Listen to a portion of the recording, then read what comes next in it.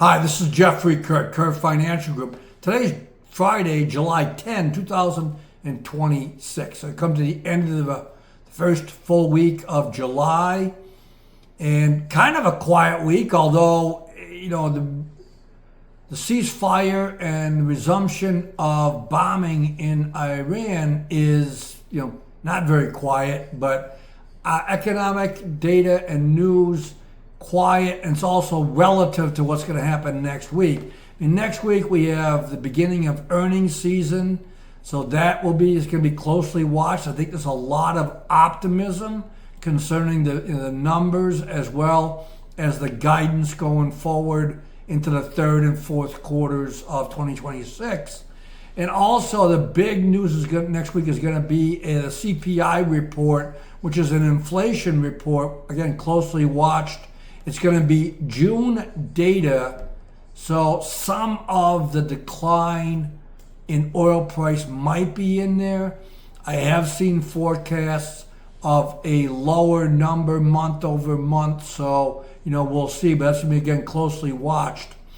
And I think another thing to keep in mind regarding the earnings season and regarding the overall economy as well is just how much of the economy and the stock market, financial markets are tied to AI build-out.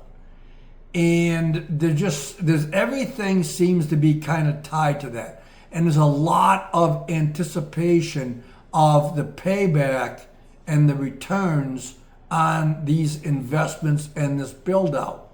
And there was a piece I came across earlier in the week that just talks about, hey, if this doesn't work the way it's anticipated, if they don't thread the multiple needles on getting this stuff built out, it really could have far-reaching implications across, again, the markets as well as the economy, because so much of our world right now is tied to AI and that build-out and the success, the economic and business success of it. And that, if we don't reach those levels, it's a very leveraged bet. And again, that could also have far-reaching negative consequences across that. I think it's just something to keep in mind.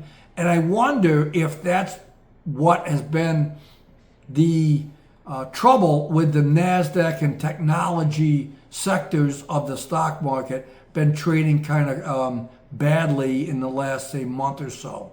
So we'll leave it at that. Have a great weekend, and we'll be back on Monday to kick off earnings week. Thank you again. Goodbye.